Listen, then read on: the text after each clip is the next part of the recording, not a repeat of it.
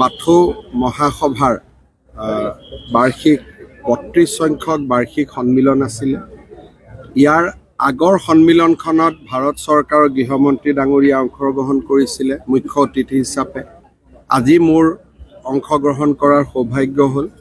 ৰাজ্য চৰকাৰে জনজাতীয় লোকসকলৰ ধৰ্ম আৰু বিশ্বাস এই দুটা যাতে অটুট থাকে তাৰ বাবে আমি বিভিন্ন প্ৰকাৰে কাম কৰি আহিছোঁ।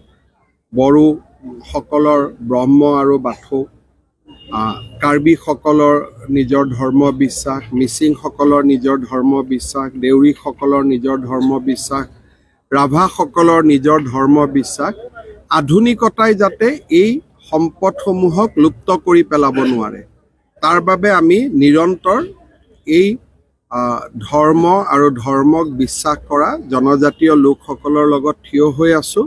আৰু ৰাজ্যত নতুনকৈ গঠন হোৱা আমাৰ খিলঞ্জীয়া ধৰ্ম আৰু বিশ্বাস বিভাগে এই ক্ষেত্ৰত যথেষ্ট কামো কৰি আছে।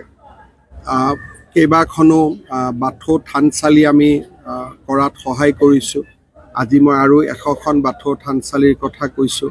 আৰু ডাঙৰ বাথৌ থানচালি কোকৰাঝাৰত যি ধৰণে নিৰ্মাণ হৈছে, গোৰেশ্বৰ, চিৰাং আৰু ঘোঁৰামাৰা বা তেজপুৰতো নিৰ্মাণ কৰাৰ কথা আজি মই কৈছোঁ। আৰু এইটো আমাৰ এটা নিৰন্তৰ প্ৰক্ৰিয়া। যেনেকৈ এইবাৰ আমি নতুন শিক্ষানীতিত মিচিং আৰু তিৱা ভাষা প্ৰৱৰ্তন কৰিছোঁ। আমাৰ বাগৰুম্বা সৰু সজাইত প্ৰদৰ্শিত হ'ব। এই ধৰণৰ কামবিলাক আমি নিৰন্তৰভাৱে কৰি আহিছোঁ যাতে আমাৰ নিজৰ বিশ্বাস, নিজৰ ধৰ্ম, নিজৰ সংস্কৃতি, নিজৰ ভাষা যাতে অটুট থাকে।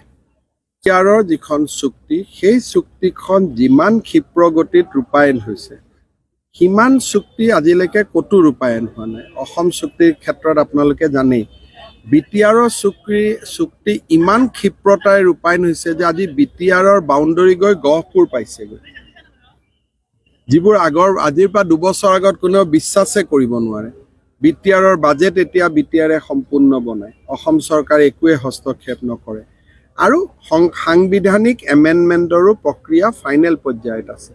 গতিকে মই ভাবোঁ যে BTR চুক্তি ৰূপায়ণ নোহোৱাৰ অভিযোগ তোলাটো একেবাৰে সত্যৰ ওপৰত প্ৰতিষ্ঠিত নহয়। BTC চুক্তিয়ে হওক, BTRে হওক, যিমান কেইখন চুক্তি হৈছে গোটেইকেইখন চুক্তিক ৰাজ্য চৰকাৰ আৰু ভাৰত চৰকাৰে সন্মান জনাই আহিছে। আমি এটাই কৈছোঁ, আমাৰ সম্পৰ্ক বড়ো সমাজৰ লগত। নতুন ৰাজনৈতিক দল কোনোবাই কৰিলেও তেওঁলোকৰ লগতো আমি কথা পাতিম, কাৰণ আমাক লাগে বড়ো সমাজত ঐক্য, সম্প্ৰীতি আৰু একতা। আৰু সেইকাৰণে বড়োৰ মাজত 2-3টা ৰাজনৈতিক দল হোৱাটো বিজেপিয়ে নিবিচাৰে। বিজেপিয়ে বিচাৰে যে বড়োৰ মাজত এটাই পলিটিকেল পাৰ্টি থাকক। আৰু সেইকাৰণে যেতিয়া মাজত BPF আৰু UPPLৰো এটা সমন্বয়ৰ কথা ওলাইছিল, আমিতো তাত সমৰ্থনে দি আহিছোঁ।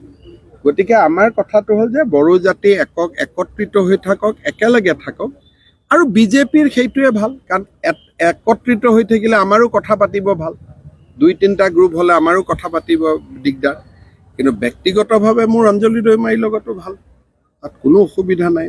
গতিকে ইয়াত বিজেপিৰ প্ৰতিক্ৰিয়া দিবলগীয়া একো নাই। মোৰতো সকলোৰে লগত ভাল। গতিকে সমস্যা আমাৰ বিজেপিৰ ক্ষেত্ৰত একো নাই। কিন্তু বড়ো জাতিৰ মাজত 3-4টা ৰাজনৈতিক দল হোৱাটো জাতিটোৰ বাবে শুভ সংকট নহয়।